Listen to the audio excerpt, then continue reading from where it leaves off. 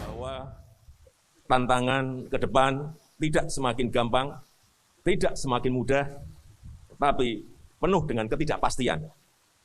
Dulunya ketidakpastian itu karena disrupsi teknologi, karena revolusi industri 4.0. Tetapi ini ditambah lagi dengan pandemi, tambah lagi dengan perang di Ukraina.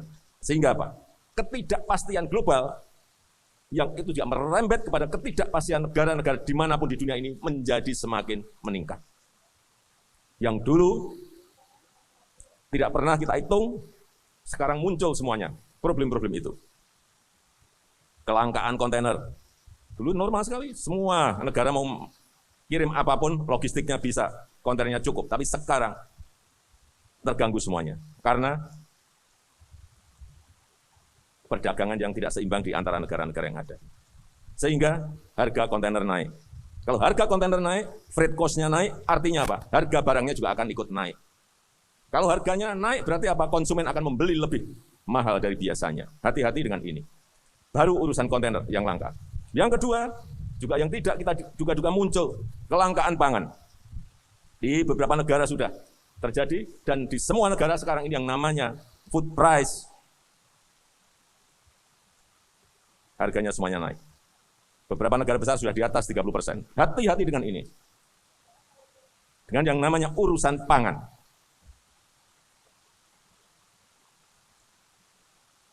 Masih tambah lagi yang ketiga, kenaikan inflasi. Apa yang terjadi kalau inflasi itu naik? Artinya harga-harga semuanya naik. Artinya apa? Beban masyarakat dalam keinginan untuk membeli barang itu juga semakin naik, tinggi. Di semua negara sekarang ini. Hati-hati, di Amerika itu nggak pernah yang namanya inflasi, itu lebih dari 1%. Sekarang sudah di atas 7%. Di beberapa negara malah sudah ada yang sudah di atas 50%, di atas 30%. Jangan dianggap enteng hal seperti ini. Artinya apa? Masyarakat keinginan untuk membeli itu harus membayar harga yang lebih tinggi.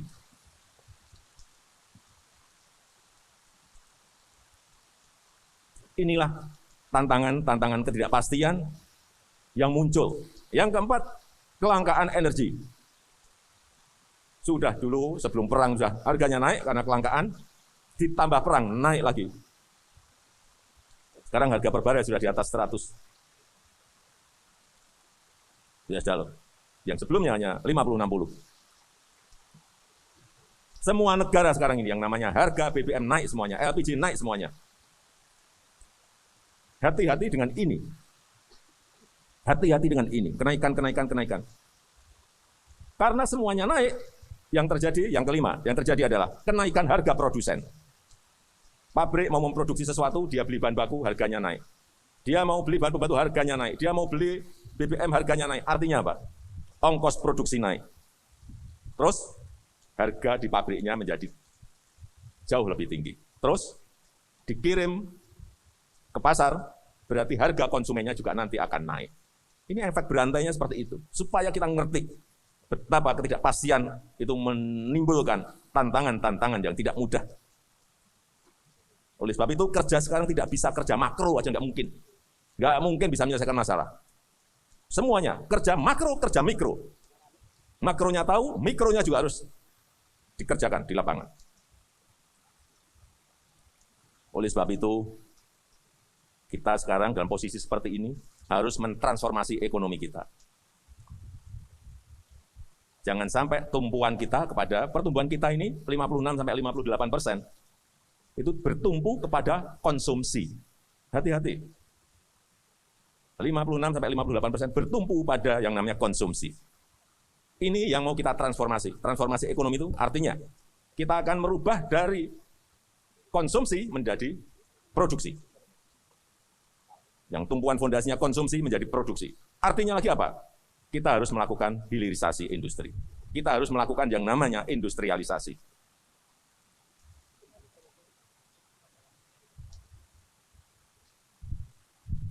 Artinya, yang sejak zaman VOC, 400 tahun yang lalu, kita mengirim bahan-bahan mentah, yang kita kirim, bahan mentah, sampai sekarang bahan mentah, itu yang harus kita stop. Stop. Stop. Nggak bisa lagi, kita nggak dapat apa-apa. Ya, kita dapat uang dari penjualan bahan mentah. Baik itu nikel, baik itu tembaga, baik itu bahan-bahan pertanian, komoditas perkebunan. Enggak, kita nggak dapat apa-apa.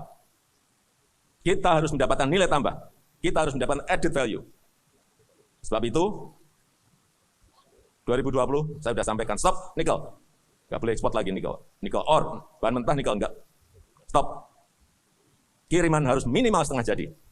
Kemudian nanti berikutnya harus barang jadi. Sehingga nilai tambah itu ada di sini. Nilai tambah itu apa? Terbuka lapangan pekerjaan yang gede di Indonesia. Pajaknya bayar di Indonesia.